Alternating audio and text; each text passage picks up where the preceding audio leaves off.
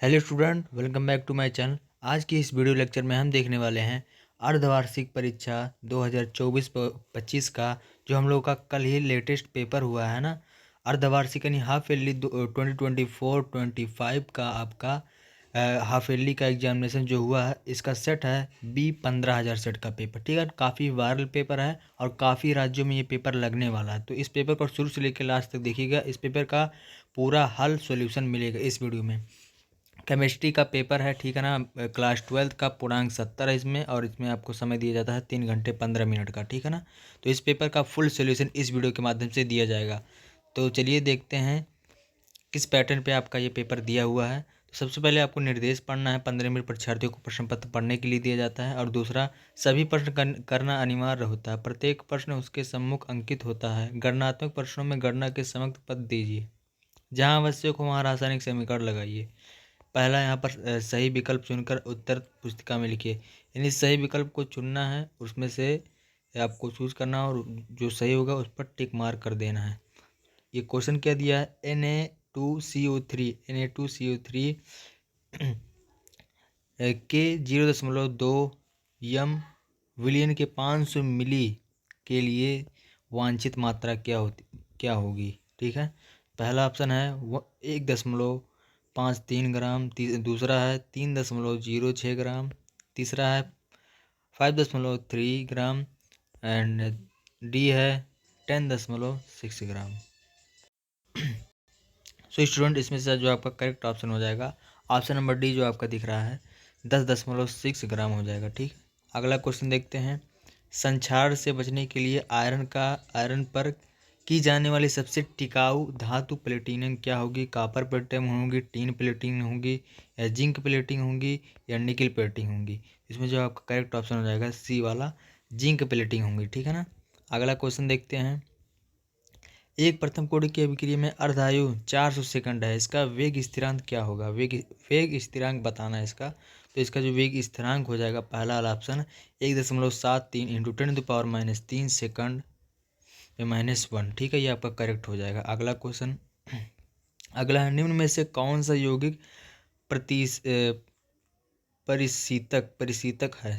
ठीक है, पहला CO, दूसरा CH3, तीसरा SiC, डी CF2Cl2। ठीक, तो इसमें आपका डी वाला ऑप्शन करेक्ट हो जाएगा। CF2Cl2 एक यौगिक प्रतिशीतक यौगिक है। ठीक है, अगला, ईथर होते हैं, ईथर क्या होते हैं, तो क्षारीय होते हैं। बी वाला ऑप्शन करेक्ट हो जाएगा। अगला क्वेश्चन, RCHO टालन पर परीक्षण बनता है, कौन से बनता है, तो आपका डी वाला ऑप्शन करेक्ट हो जाएगा। ठीक है, अब यहाँ पर अति लघु उत्तरीय क्वेश्चन को देखते हैं, जो कि 2-2 नंबर के आते हैं। ठीक है, छोटे छोटे क्वेश्चन।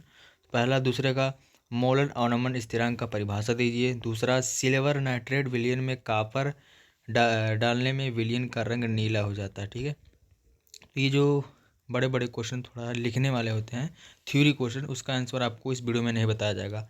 अगर आप कमेंट करेंगे, इस वीडियो को ज़्यादा सपोर्ट करेंगे, लाइक करेंगे, शेयर करेंगे, तो अगला हम इसका पूरा सोल्यूशन आपको अगले वीडियो में बताया जाएगा। यहाँ पर ग नंबर का दूसरे का क्लोरोफार्म का परीक्षण क्या होता है। क्लोरोफार्म क्या होता है, इसका परीक्षण क्या होता है, आपको 2 लाइन में लिखना है, 2 मार्क मिल जाएंगे। घ नंबर का क्वेश्चन है, एथेनॉल का उपयोग, एथेनॉल किस प्रकार प्रयोग किया जाता है, उपयोग किया जाता है, उसके बारे में टिप्पणी लिखना है।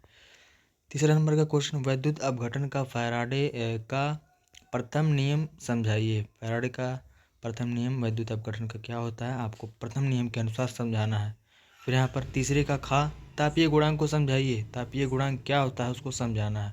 ग नंबर, विलयन की मोललता की गणना कीजिए, जबकि 440 ग्राम विलायक में 20 ग्राम NaOH घुला होता है, तो कैसा होता है। ठीक है, फिर यहाँ पर घ नंबर है, क्लोरोफार्म में प्रकाश एवं वायु के प्रभाव से बचने के लिए कौन कौन सी सावधानियाँ बरती जाती है, कौन कौन सी सावधानियाँ बरती जाती है।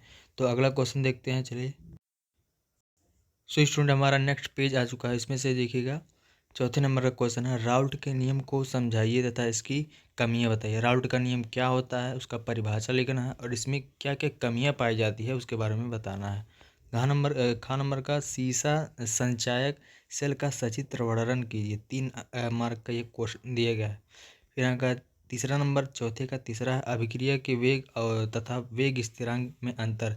एक तरफ लिखिए अभिक्रिया का वेग, एक तरफ लिखिए वेग स्थिरांक, तो दोनों में से आपको अंतर लिखना है, ठीक है ना। तो स्टूडेंट यहाँ पर हमने बताया चौथे का घा। अब चौथे का घा देखिए, कार्बन टेट्राक्लोराइड में बनने की विधि तथा प्रमुख गुण का उपयोग लिखिए, ठीक है ना। मतलब कार्बो टेट्रा क्या होता है, उसके बनाने की विधि, किस प्रकार उसको बनाया जाता है कार्बो टेट्रा को, और उसकी प्रमुख गुण और इसका उपयोग लिखना है, ठीक है। तभी आपको 3 नंबर में दिए जाएंगे। अगला क्वेश्चन है, ये काफ़ी इंपॉर्टेंट है यूपी बोर्ड रिलेटेड, तो इसको जरूर से तैयार करके अपने एग्जाम में दाना, बोर्ड एग्जाम में, तभी आपका क्वेश्चन फंसेगा, ठीक है।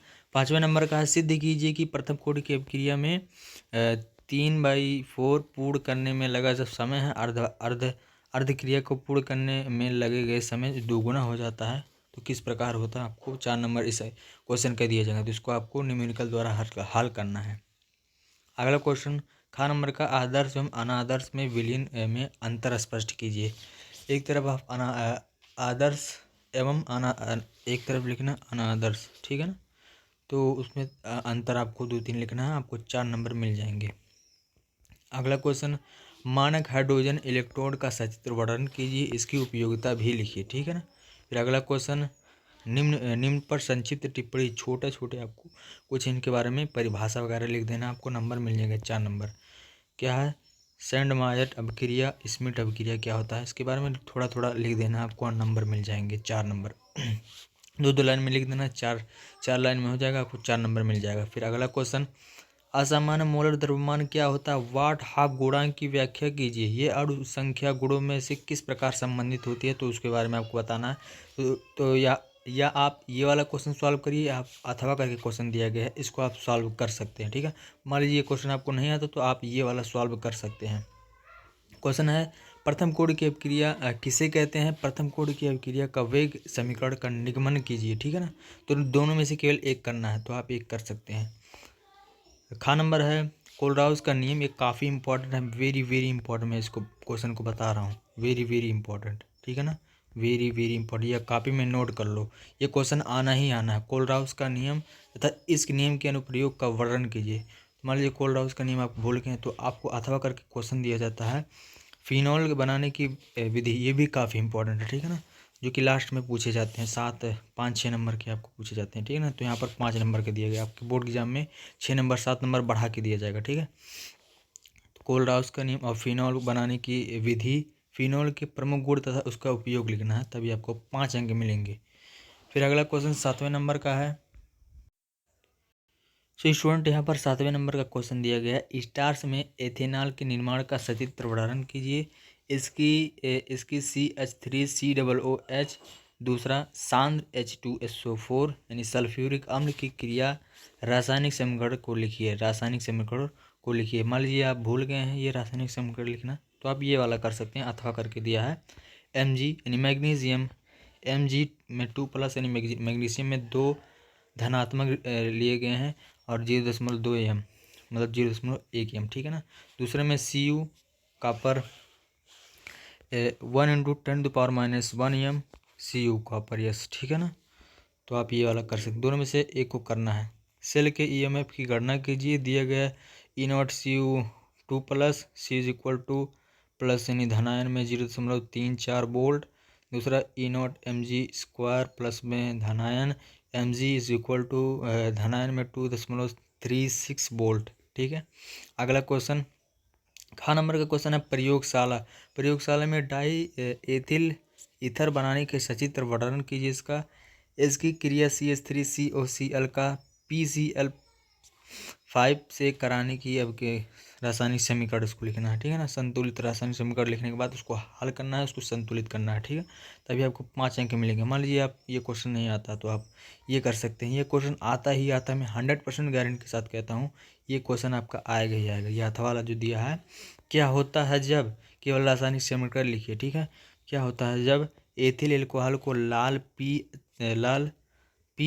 तथा HI के साथ गर्म किया जाए तो क्या बनता है, समझ रहे हैं, तो वही रासायनिक समीकरण लिखना है। यानी मान लीजिए आपको ये एथिल है को लाल पी और HI से जब मिलाएंगे तो गर्म करने पर उससे क्या प्राप्त होगा, वो आपको लिखना है। दूसरा है एथिल ब्रोमाइड की सिल्वर एसीटेट की क्रिया कैसे कराते हैं। तीसरा है डाई एथिल ईथर Na/NH3 के साथ क्रिया कराने पर क्या बनता है। फिर यहाँ पर अगला डी नंबर फिनोल की अभिक्रिया का NaOH से कराते हैं, कैसे कराते हैं अभिक्रिया, उसके बारे में समीकरण बनाना है। क्लोरोबेंजीन की क्रिया क्लोरल से कैसे कराते हैं, क्लोरोबेंजीन की क्रिया क्लोरल से कैसे कराते हैं, ठीक है ना। तो ये था लास्ट क्वेश्चन। तो आपको इसी प्रकार से क्वेश्चन चाहिए, इसी प्रकार के मॉडल पेपर चाहिए यूपी बोर्ड रिलेटेड, ठीक है ना। जो आपका यूपी बोर्ड 1 महीने लगभग बता होगा, 1-1.5 महीना आपका यूपी बोर्ड का एग्ज़ाम बचा है, ठीक है। तो उसमें से आपको इस पेपर को सॉल्व कर सकते हैं आप। मॉडल पेपर को सॉल्व करते हैं, लगातार सॉल्व करेंगे तो आपका 100% आपका नंबर बनेगा ही बनेगा, ठीक है ना। 80+ 90+ आपका जाएगा अगर आप मॉडल पेपर सॉल्व करेंगे। तो आपको ये आइडिया हो जाता है मॉडल पेपर हल करने से क्या होता है, मैं बताता हूँ। मॉडल पेपर हल करने से आपको ये आइडिया लग जाता है कि इसी प्रकार से अपने बोर्ड एग्जाम में क्वेश्चन को भी सॉल्व करना है। तो आपको एक प्रैक्टिस हो जाएगा, एक्सपीरियंस हो जाएगा कि हाँ ऐसे ही सॉल्व करना है अपने बोर्ड एग्जाम में, तो आपको आसान लगने लगेगा चीज़, ठीक है। तो आपको ज़्यादा से ज़्यादा मॉडल पेपर पे ध्यान देना है और ज़्यादा प्रैक्टिस करना है, ज़्यादा न्यूमेरिकल लगाना है, ठीक है ना, डेरिवेशन लगाना है, तभी आपको फुल में फुल नंबर और अच्छा परसेंटेज लाने में मदद करेगा, ठीक है। तो इस प्रकार से आप मॉडल पेपर चाहते हैं तो आपको कुछ नहीं करना, इस वीडियो को अपने एक दोस्त के साथ शेयर कर देना है और इस वीडियो को लाइक शेयर सब्सक्राइब करिए, आगे बढ़े, सपोर्ट करिए, ताकि इस वीडियो का जो सॉल्यूशन है इस पेपर का अगले वीडियो में दिया जाए, ठीक है। तो मिलते हैं इसी प्रकार से हेल्पफुल और नॉलेजफुल वीडियो के साथ, तब तक के लिए थैंक यू। जय हिंद, वंदे मातरम।